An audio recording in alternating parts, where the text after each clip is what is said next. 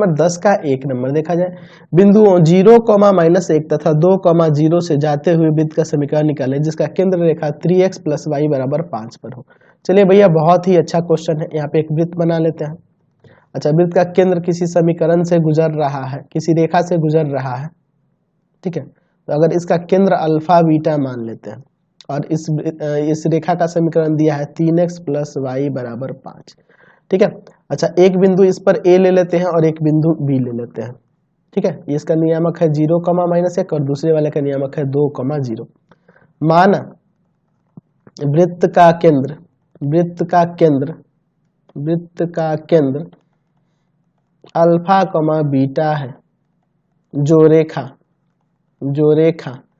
3x + y = 5 से गुजर रहा है। चलो, अच्छा, जब ये इस अल्फा बीटा केंद्र है और इस रेखा से गुजर रहा है यानी इस पे संतुष्ट करेगा, यानी कि 3 अल्फा + बीटा बराबर में 5 हो जाएगा। इसको एज ए समीकरण फर्स्ट पहले ही ले लेते हैं, ठीक है। माना वृत्त बिंदु A 0,-1 तथा 2,0 से गुजर रहा है।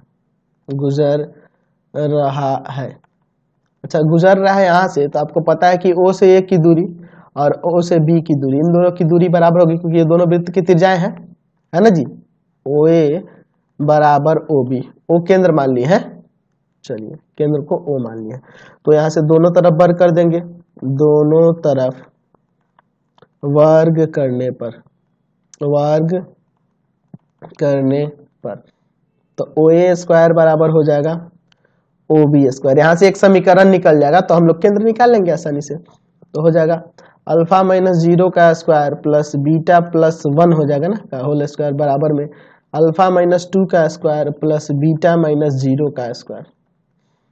चलो यार, यहाँ से देखो, अल्फा स्क्वायर यहाँ क्या हो जाएगा, बीटा का स्क्वायर प्लस 2 बीटा +1, डायरेक्ट लिख दिए। अल्फा का स्क्वायर -4 अल्फा +4 और प्लस बीटा का स्क्वायर। बीटा स्क्वायर कट जाएगा, अल्फा स्क्वायर कट जाएगा, है ना जी।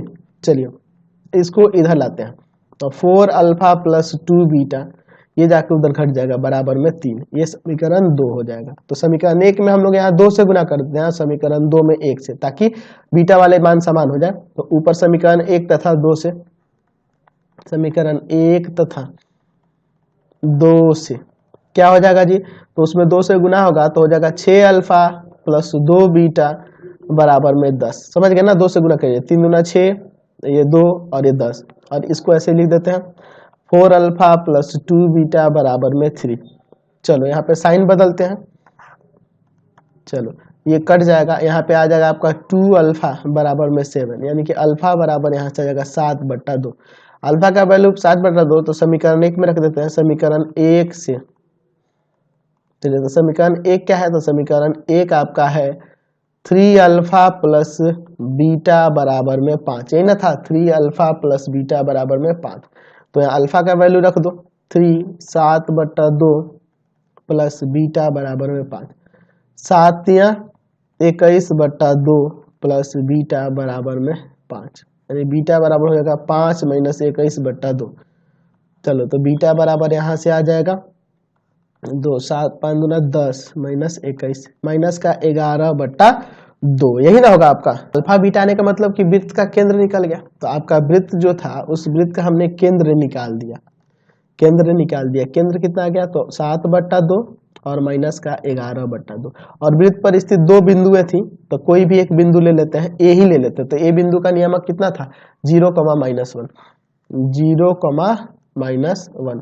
तो यहाँ से हम लोग अगर OA की लंबाई निकाल लेंगे तो OA एज ए त्रिज्या ना हो जाएगा, ये आपकी वृत्त की त्रिज्या हो जाएगी। चलिए, तो क्या हो जाएगा, √ क्या होगा 7/2 - 0 का स्क्वायर और प्लस माइनस का 11/2 + 1 का होल स्क्वायर। चलो, यहाँ पे देखो तो ये 7/2 का स्क्वायर हो जाएगा 49/4 और प्लस यहाँ देखो एलसीएम लेंगे, यहाँ पे आ जाएगा 2, 11 में से 2 प्लस का घट जाएगा, माइनस का कितना हो जाएगा, देख रहे हो ना, यहाँ पे लिख लो माइनस का 11/2, या एलसीएम लेंगे ऊपर 2 आ जाएगा, यानी कि माइनस का 9/2 और -9/2 का स्क्वायर हो जाएगा 81/4, ये ना हो जाएगा। चलिए, अंदर एलसीएम लेके जोड़ लो, 49 प्लस 81। चलो तो कितना हो जाएगा, रूट अंडर 130 और बट्टा में 4, यही ना होगा आपका। चलिए अब देखते हैं यहाँ पे हम लोग वृत्त का समीकरण। वृत्त का समीकरण जिसकी त्रिज्या, अच्छा जिसका केंद्र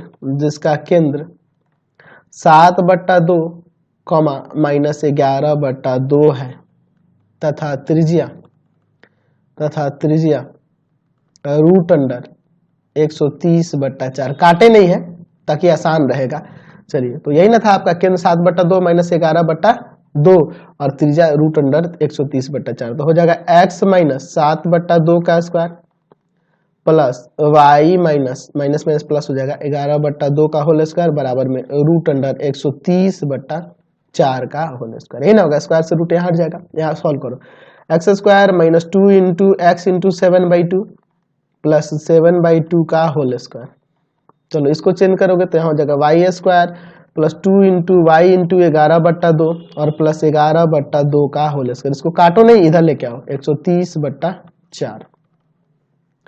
यहाँ ये 2 से 2 कटेगा, यहाँ भी 2 से 2 कटेगा, यानी X square plus Y square minus का 7x प्लस का 11y। अब देखो यहाँ हो जाएगा 49/4, यहाँ हो जाएगा 121/4 और यहाँ हो जाएगा 130/4। चलो एलसीएम लेके इसको ऐड कर दो। चलिए तो हो जाएगा X square plus Y square minus का 7x प्लस का 11y। यहाँ देखो इन दोनों को जोड़ दो, 170 में से 130 जाएगा तो आपका आ जाएगा कितना, 40/4, कट जाएगा 10 बार में ना, एलसीएम लेके जोड़ लिया है।